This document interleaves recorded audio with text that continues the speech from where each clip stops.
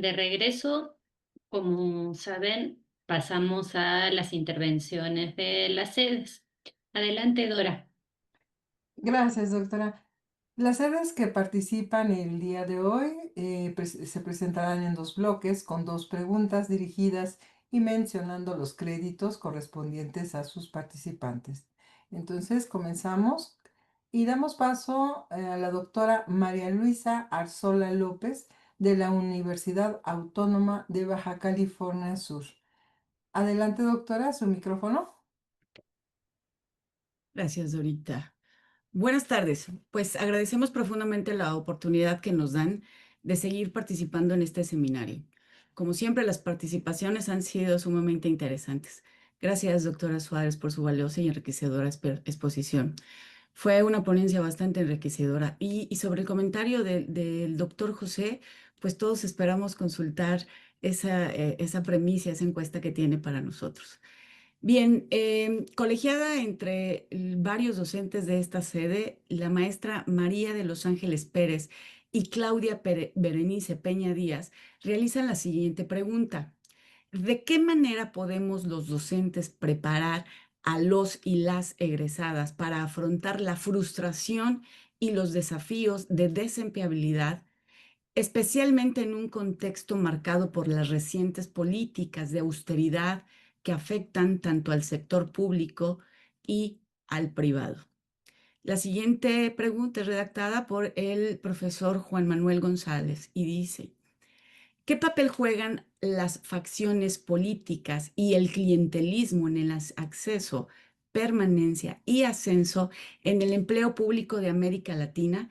¿Y cómo debería la orientación vocacional abordar esta realidad para preparar éticamente a los futuros profesionales que aspiren a trabajar en el sector público? Muchas gracias. Gracias a usted, doctora. Y bueno, le damos paso a la doctora Zulma Raquel Ceballos Pinto, de la Escuela Normal Superior de Ciudad Madero, Tamaulipas. Adelante, doctora, su micrófono. Buenas tardes, gracias por la oportunidad de participar en esta sesión. Un saludo cordial por parte de toda la comunidad de la Escuela Normal Superior de Ciudad Madero. Tenemos dos interrogantes, sí, tenemos varias, pero especialmente dos. Y bueno, la primera tiene que ver con cuáles son los principales factores estructurales, institucionales y personales que limitan la empleabilidad de los egresados universitarios en el contexto actual. Y una segunda pregunta, ¿qué estrategias innovadoras de vinculación universidad, empresa y sociedad podrían implementarse para reducir la sobrecualificación, el desempleo y la precarización laboral que enfrentan los egresados, especialmente del área de posgrado, focalizándonos en aquellos que se titulan de posgrados adscritos al Sistema Nacional de Posgrados del CONACYT? Muchísimas gracias. Gracias a ustedes por sus preguntas. Le doy la palabra a Linda para que comience a responder.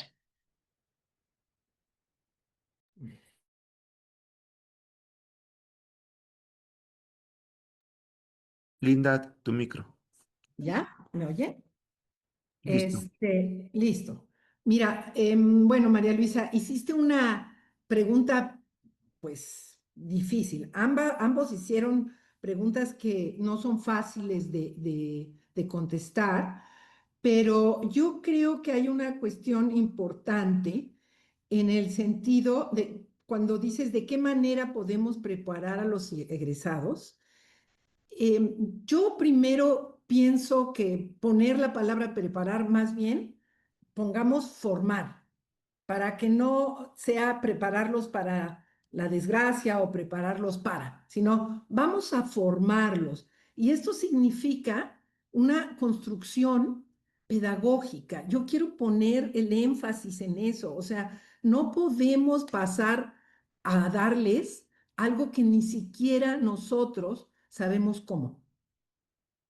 Tenemos que discutirlo, tenemos que hablarlo, es algo fundamental, importante, no es cualquier cosa.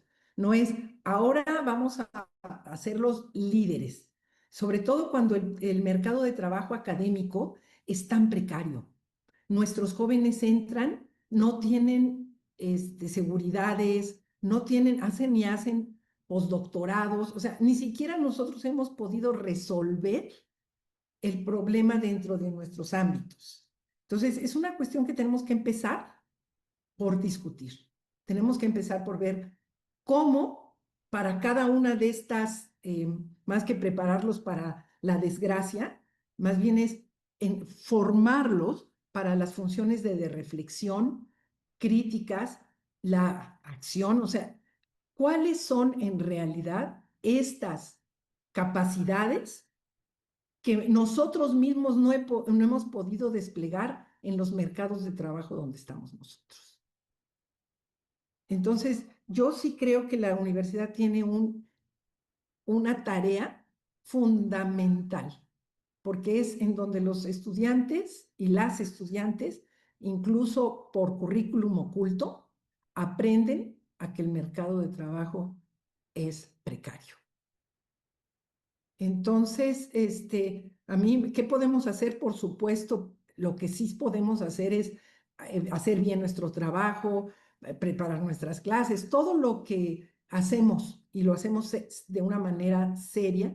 El aula sigue siendo algo muy importante, pero la otra cosa es realmente plantearnos estrategias de intervención en nuestro propio trabajo, porque no puede seguir siendo la universidad un espacio, por ahí decían, sobre todo los de posgrado, pues los de posgrado, doctores sobre todo, su mercado casi natural deberían de ser las universidades, pero les ofrecemos postdocs, les ofrecemos becas, les ofrecemos todo esto, eso es un mercado de trabajo flexible, becarización, ¿no? Entonces, ¿qué tenemos que hacer? Voltear a ver nuestro mercado de trabajo e intervenirlo y pensar nosotros mismos qué tenemos que aprender y hacer para ser líderes. Si decimos que el liderazgo, pues órale, tomémoslo.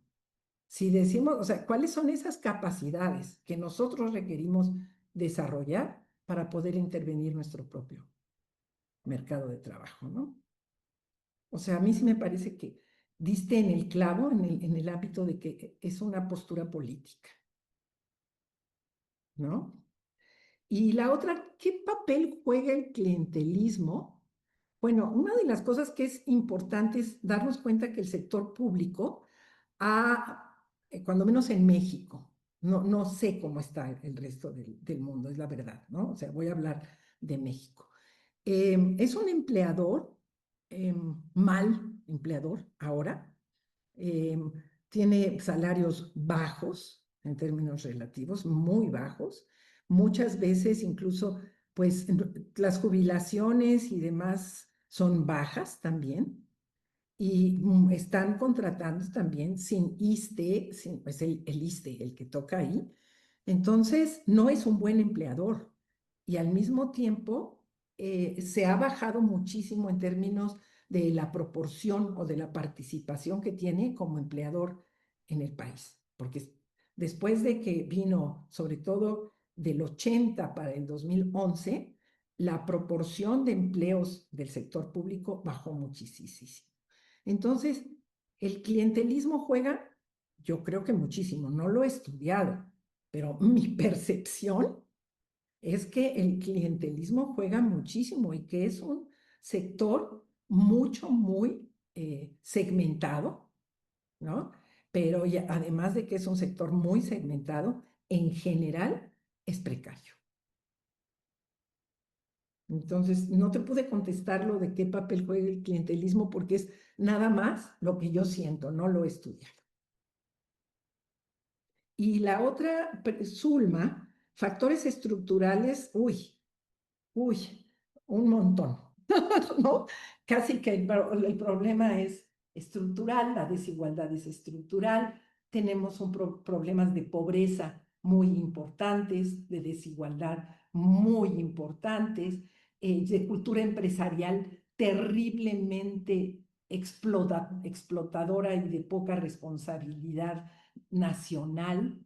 Tenemos identidades empresariales poco definidas. Hay muchísimas cuestiones de la figura del trabajador que era, digamos, el actor, como diría la sociología marxista, ¿no? El actor histórico de la transformación, que pues ya estructuralmente no es el trabajador, ya no tiene la identidad ya ni siquiera de trabajador, y por lo tanto el ámbito de los conflictos para transformar esto está muy mermada, ¿no? Los sindicatos. Bueno, hay tantas cosas, Zulma, que me encantaría. Te voy a poner ahorita una referencia en donde que justamente se llama Factores estructurales en la relación educación-trabajo. Ahora te la pongo, y además es en México, ¿no? Es un poquito viejo porque es de 2011 y me imagino que las cosas han cambiado como están las cosas, pero sigue siendo importante. Pues ya te contesté la de la cualificación, dejo que pase José Antonio a ver qué. Y por supuesto estoy a sus órdenes para lo que se necesite platicar fuera de esto. Adelante, José Antonio. Bueno, sí, preguntas complicadas. Respecto a la primera, yo no entendí cómo preparar a los docentes para estos cambios, ¿no? Y a mí me parece fundamental que, hemos perdido narrativa de nuestra escuela. O sea, hubo momentos en que la narrativa fue muy importante. Por ejemplo, en la constitución del país, ¿no? La constitución de la nación se hizo mediante la escuela, mediante la educación. Después, con el asunto del desarrollo estabilizador y el milagro mexicano y todo eso, el crecimiento económico fue una narrativa muy importante para permanecer en la escuela de los muchachos, ¿no? Porque iban a tener digamos, responder a esas nuevas necesidades de crecimiento que tenía el país. Pero a partir de esas dos narrativas nos hemos quedado actualmente sin narrativas, ¿no? Yo siempre me he preguntado, o sea, ¿cómo le decimos a los muchachos y a las muchachas que se queden en la escuela? ¿Cómo para qué se quedan en la escuela? ¿No? Si vemos todo lo que hemos dicho en esta sesión sobre el mercado de trabajo, que la tienen muy complicada en los actuales mercados de trabajo, ¿no? Entonces, ya no hay esa posibilidad de desarrollarse para generar nuevos empleos estables o empleos decentes, etcétera, etcétera. Entonces, me parece que tendremos que construir una nueva narrativa de la escuela en funciones de las propias necesidades y de los propios conflictos que se están desarrollando, ¿no? Y esa es una labor que hay que pensarle de todos. Sobre la segunda pregunta, ¿no? Tú mencionabas el asunto de la orientación vocacional, el clientelismo. Yo en realidad nunca le he creído mucho a la orientación vocacional desde la vez que a mí me dijeron saliendo de la prepa que yo iba a ser un buen arquitecto. Entonces, la vida me llevó por otros caminos, ¿no? Y acabé siendo sociólogo, no sé si para bien o para mal. Pero el tema es cómo uno de los asuntos que también nos demuestran los estudios sobre las y los jóvenes es que los estudiantes cuando entran a la universidad pocas veces piensan en qué van a trabajar.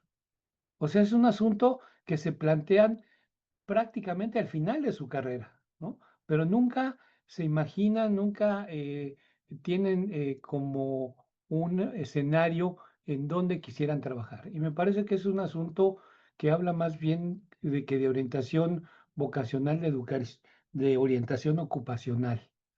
O sea, por ejemplo, doy clase en trabajo social. O sea, ¿para qué un trabajador social quiere salir al mercado de trabajo? ¿Qué quiere hacer? ¿No? Pero igual se podría plantear el tema o sea, un abogado en las condiciones actuales no puede tener el mismo éxito que los abogados de principios o sea, de mediados del siglo pasado, por ejemplo, ¿no? Que ser abogado tenía ya un futuro promisorio a la puerta, ¿no? O los médicos actuales tienen ese mismo problema. Entonces, y eso tiene que ver precisamente con la tercera pregunta, ¿no? Los factores que habría que cambiar. Uno de los factores es los cambios de perfiles. O sea, ¿para qué queremos tener médicos, abogados, contadores, psicólogos, bajo características que tenían en otra época los mercados de trabajo, totalmente distintos a los de ahora, ¿no? Entonces tendremos que buscar nuevos profesionistas para las nuevas realidades que estamos viviendo. Y entonces, a lo mejor tendremos que tener abogados de las zonas rurales, ¿no? O médicos de otro tipo que las grandes especializaciones.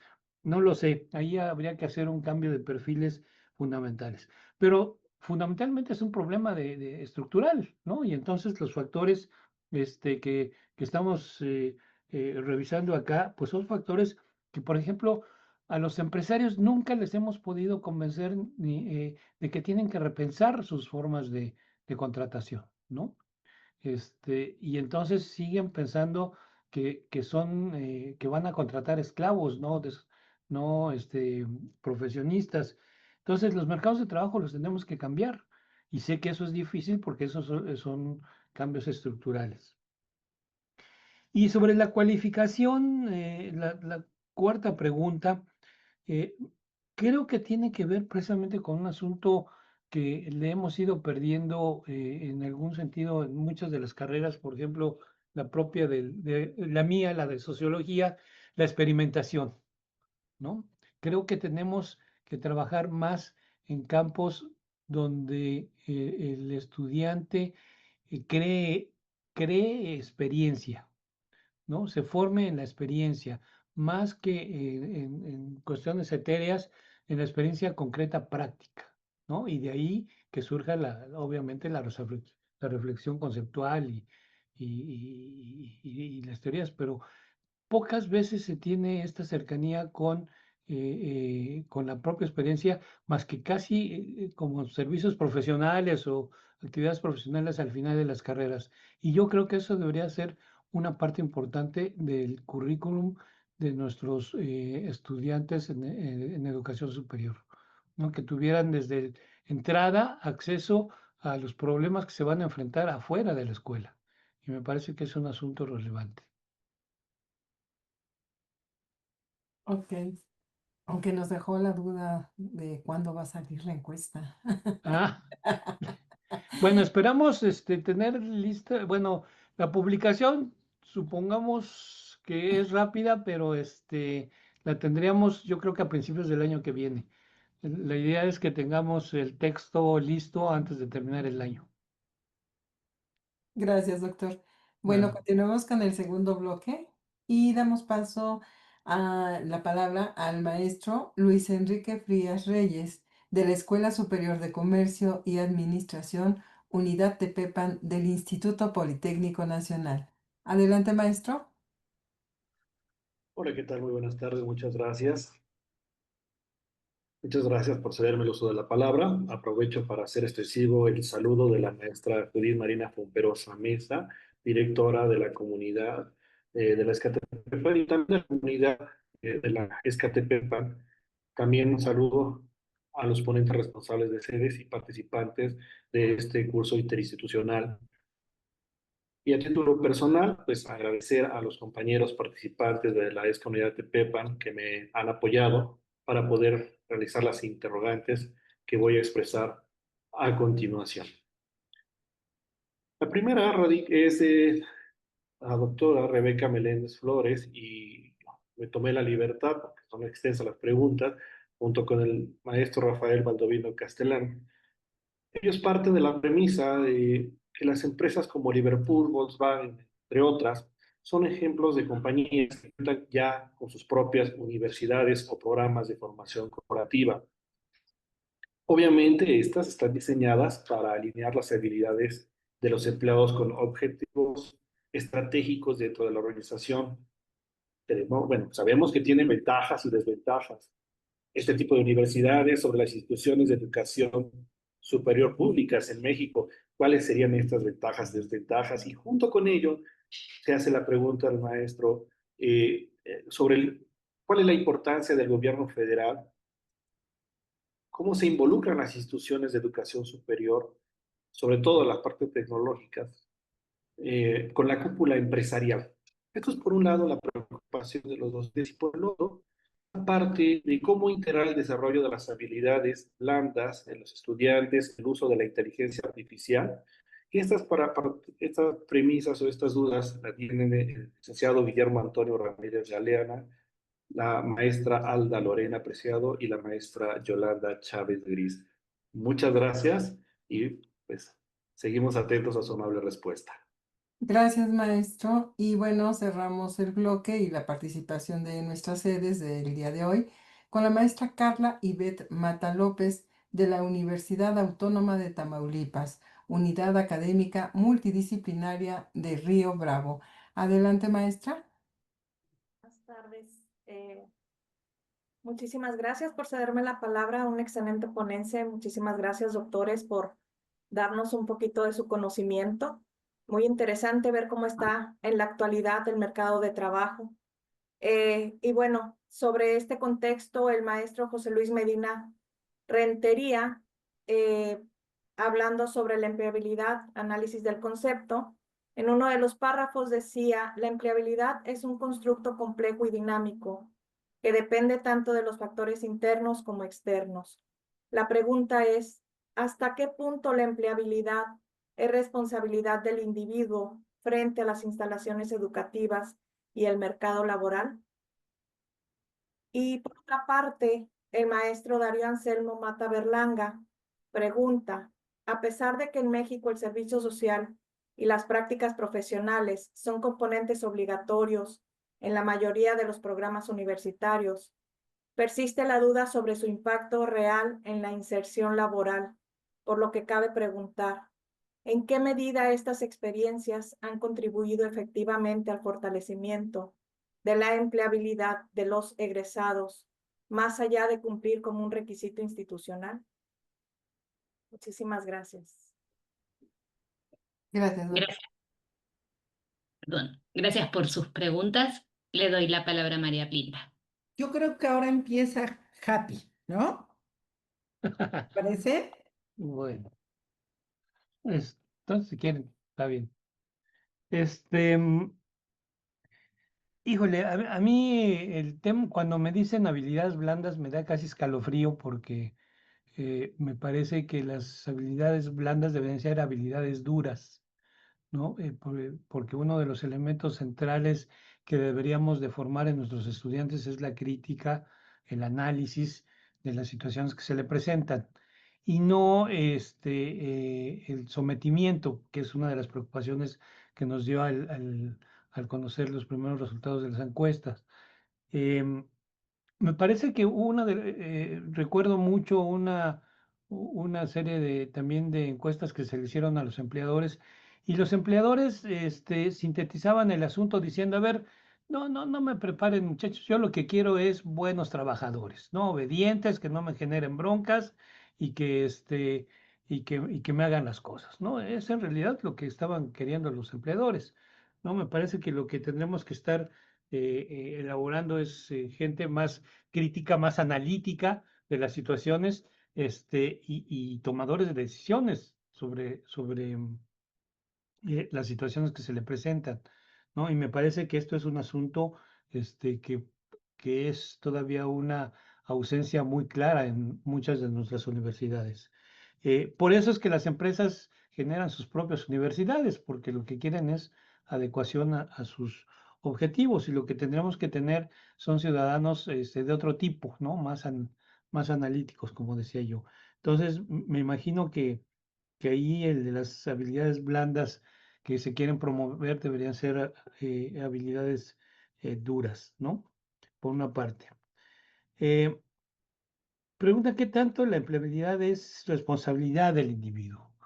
Bueno, una de las cosas que se marcaron aquí, parte de la exposición de Linda, ¿no? Y de la propia mía, aunque no quizá con la suficiente fuerza, es que es un asunto estructural, es un asunto de los mercados de trabajo, ¿no? O sea, ante mercados de trabajo precarizados, pues tú le puedes echar muchas ganas y ser maravilloso, pero las oportunidades van a ser pocas, ¿no? Y entonces lo que tendríamos que trabajar son relaciones, cambiar las relaciones estructurales, que es muy difícil en los contextos del capitalismo actual, ¿no? Que además en lugar de, como pensaba Marx, se iba a ir diluyendo, cada vez se fortalece más y en situaciones mucho más estrictas o mucho más rígidas, para poder encontrar recovecos en busca de otras cosas, ¿no? Entonces, quizá a lo mejor tendremos que estar apostando por otro tipo de asuntos como todos los mercados sociales, que en algunos lugares, por ejemplo, en el sur de continentes, hay experiencias muy ricas en torno precisamente de los mercados sociales, que pueden ser una apertura hacia otras formas de aplicar los conocimientos desde que se obtienen en los centros de educación superior. Y la tercera, sobre qué tanto sirven las prácticas profesionales para la inserción laboral, mi realidad es que tal como están ahora, sirven muy poco, ¿no? En realidad, por una parte, porque sigue sin haber un compromiso desde los empleadores para que esas prácticas se conviertan en elementos para ser empleables. Entonces, en ese sentido, las mismas experiencias en los proyectos de becas y de trabajos este, eh, eh, trabajos solamente por tiempo em, eh, que se han instrumentado no sirven porque los empresarios al final, mientras les dura la beca, los muchachos los contratan, pero en cuanto se acaba la beca, se van los muchachos, ¿no? Entonces, muy rara vez se pueden quedar como empleados en donde hicieron sus prácticas profesionales. Entonces, en ese sentido, tenemos que estar pensando quizá en otro tipo de estructuras mucho más, adecuados, insisto, a otros mercados que solamente al hegemónico.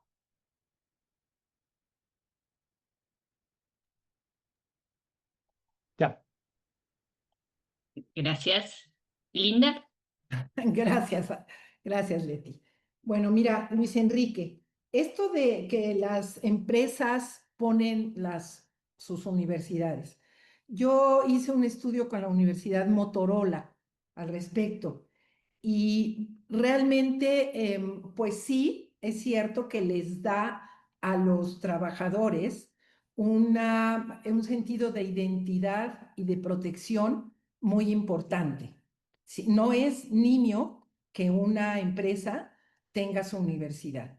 Sin embargo, una de las cuestiones que, como dijo José Antonio, tiene un sentido de darles específicamente las competencias y las capacidades que se requieren para que sean más productivos dentro de la empresa, ¿no? Tiene otro sentido, se les llama universidad, pero de humanidades hay muy poco, ¿no? O sea, en términos de lecturas y demás. A mí me tocó inclusive una cosa que sí me parecía interesante, todavía estaba Lenovo dentro de la Universidad Motorola, y una de las cosas es que sí aprendían bastante cuestiones de digitalización y cuestiones de cómputo, que son habilidades que les sirven independientemente de otra cosa. Y también mecánicas y demás, o sea, sí sirve, son buenas, pero por supuesto tienen que ser empresas que son tan poquititas que se pueden dar el lujo de tener estas universidades.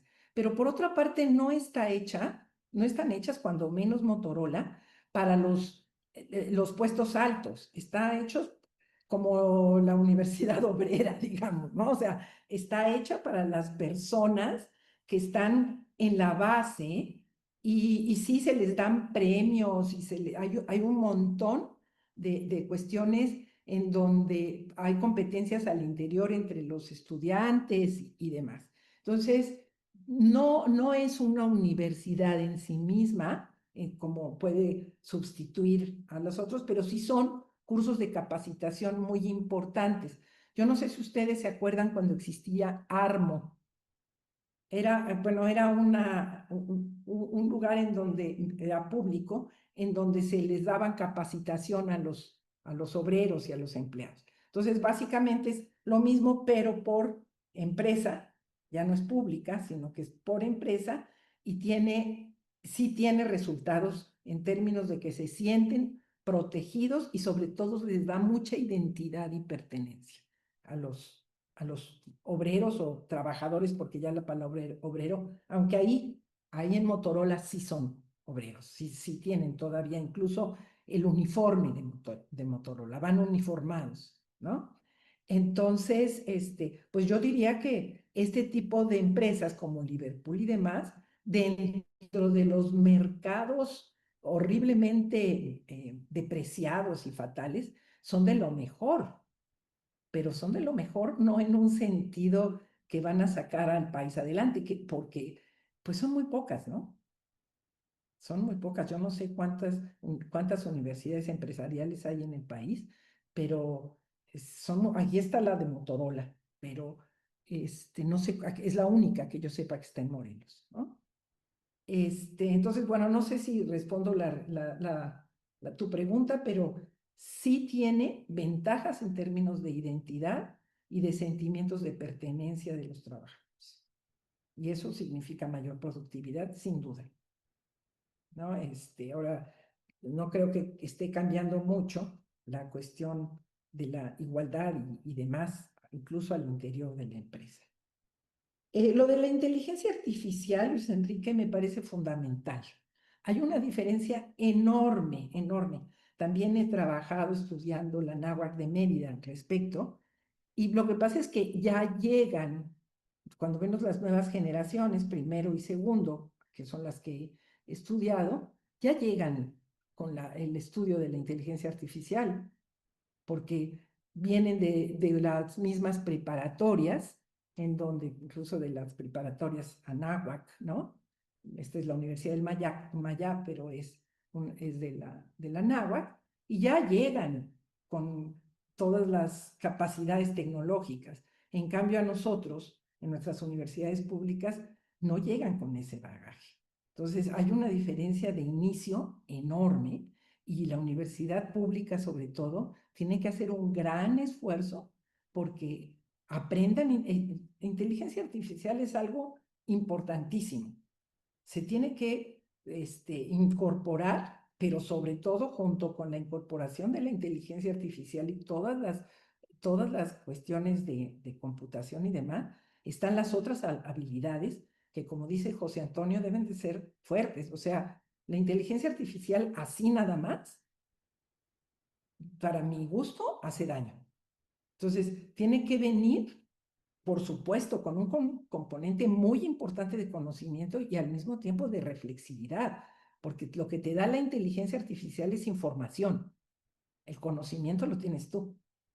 Entonces, necesitamos empezar a darnos cuenta que la información sin conocimiento no simplemente hace de nosotros lo que quiere, ¿no? Porque incluso las respuestas falsas están, ¿no? Entonces, sí creo que es muy importante, tenemos que entrarle a eso, pero entrarle a eso nos trae retos de cambiar inclusive nuestras formas de pensar y de conocer, la reflexión y el pensamiento crítico.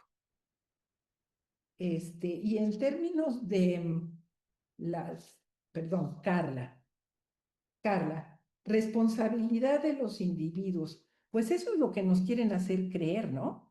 O sea, cuando uno tiene tantos problemas en la estructura y tanta desigualdad, no veo cómo puedes tener todos la misma responsabilidad.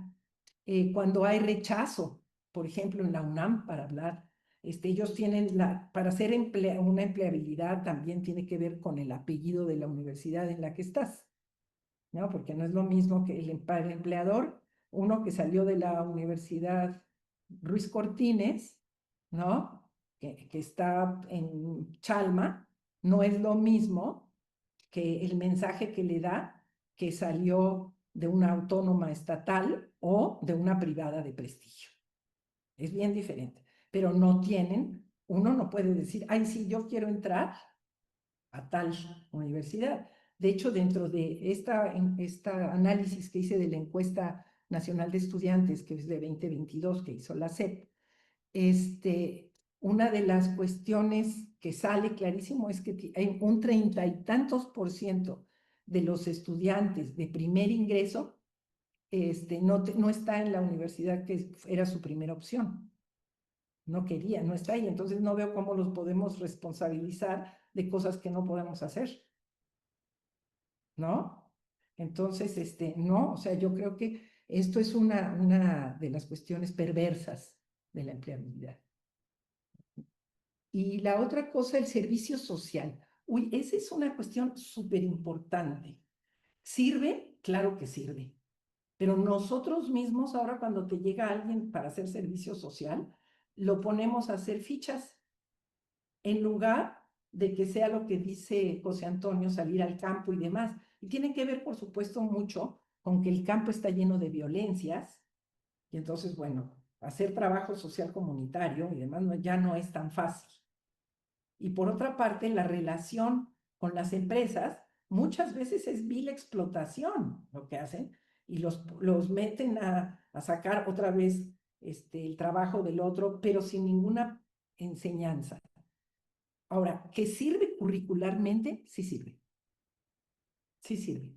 O sea, estuve en tal empresa haciendo no sé qué, lo que sea, sí sirve. O sea, hay encuestas de qué es lo que, y además son encuestas que se pueden ver por internet, de qué es lo que valoran los empresarios, y si lo saben poner los demandantes del trabajo de una manera en donde estancia de trabajo social en la empresa no sé qué, o servicio social en la comunidad no sé qué, sirve, sí suma. Ahora, suma siempre y cuando ya hayas pasado por el tamiz de clase social, género, etcétera, que está buscando el empleador. Ya es para decir entre este y este, pero no más. Pero es que tenemos que subrayar el servicio social. A mí me parece fundamental el asunto de regresarle a la sociedad algo de lo que, sobre todo en las universidades públicas, ¿no? Ahora, el servicio social que hacen, por ejemplo, en el TEC y en las universidades privadas es bien diferente a como nosotros lo concebimos. De eso tenemos que aprender, porque si les dan un certificadito, lo hacen pensar así como que es muy importante, con puros términos de vender la empleabilidad, de aumentar la empleabilidad, pero tienen mejor el negocio montado que nosotros. Y ya, ¿verdad? Ya todo lo demás, ya terminé. Muchas gracias por sus respuestas. Ahora que hablaban del servicio social, me preguntaba también qué pasa o qué tanto es útil o no, ya sea para la inserción en el mercado de trabajo, pero también para la formación, toda la oferta de educación continua también, o si es necesario o no complementar los estudios universitarios con otras formaciones que ofrecen las mismas universidades. Y luego de escucharles al momento del egreso de terminar los estudios, ¿qué tanto sirve que sigamos insistiendo con la realización de tesis, por ejemplo, para obtener la titulación? Que muchas veces termina retrasando el egreso, la posibilidad de insertarse, o que frente a la necesidad de trabajar y que en casa nos dicen, bueno, ya no estás estudiando, te metes a trabajar y terminan por no titularse, habiendo cumplido con los créditos por realizar la tesis. y qué tan valorado puede ser en realidad el momento que van a insertarse laboralmente haber hecho una tesis. No es para que lo respondan, son nomás preguntas que me surgían mientras les escuchaba. Ya estamos finalizando. No sé si nos quisieran dar algún comentario más de cierre, Linda, José Antonio. Pues a mí me interesa mucho lo que acabas de decir, Leti, porque sí creo que pone en desventaja a las universidades que pedimos una tesis con respecto a otras, porque más bien lo que requiere son los procesos a lo largo de la carrera para que aprendamos a una relación de reporte, de informe, de etcétera, etcétera, incluso redacción, que tenemos que estar viendo como proceso que eso se logre. Y la verdad es que a mí sí me parece que hay personas que son muy valiosas y que se quedan en no tener el título, y el mercado de trabajo sí pondera el título. Y no solo el mercado de trabajo. Está visto el que uno, cómo se siente respecto a no haber obtenido el título, ¿no? Entonces, sí creo que tendríamos que discutir eso. Estoy hablando de licenciatura, no de de ningún otro grado. Y bueno, alguien preguntó que qué es la INCUSI, y nada, por ahí está escrito, y simplemente es una encuesta que hace el INEGI, se llama Encuesta de Cultura Cívica. Muchas gracias, Linda. José Antonio. Quizá como colofón es que una de las cosas que hemos perdido en estos 7 años de gobierno, de los últimos gobiernos, 7, 8 años, es que perdimos el enfoque de cuando menos intentarlo. Vamos a decir que se había intentado en algunos casos con muy poco éxito, pero se intentaba. Pero tenemos 7 años tenemos 7 años que no se intenta ninguna política de empleabilidad de las y los jóvenes, ¿no? Y entonces ahí se ven un poco las consecuencias de este tipo de, eh, digamos, falencias que tienen la incorporación de los mercados de trabajo. Además que los mercados de trabajo se han modificado. Aquí le decía, ¿a poco Peña Nieto? Pues sí, hubo intentos, ¿no? Y digo fallidos en la mayoría de los casos, sobre todo por las amplitudes y por los malos enfoques, pero ahora ni siquiera se intenta. No hay una política de empleo juvenil en ninguno de los últimos gobiernos que hemos tenido. Bueno, muchas gracias a ambos. Vamos a cerrar entonces la sesión del día de hoy. En un momento se va a activar la encuesta y los invito a la próxima sesión, el próximo viernes a las 17 horas, donde vamos a cerrar este módulo número 2.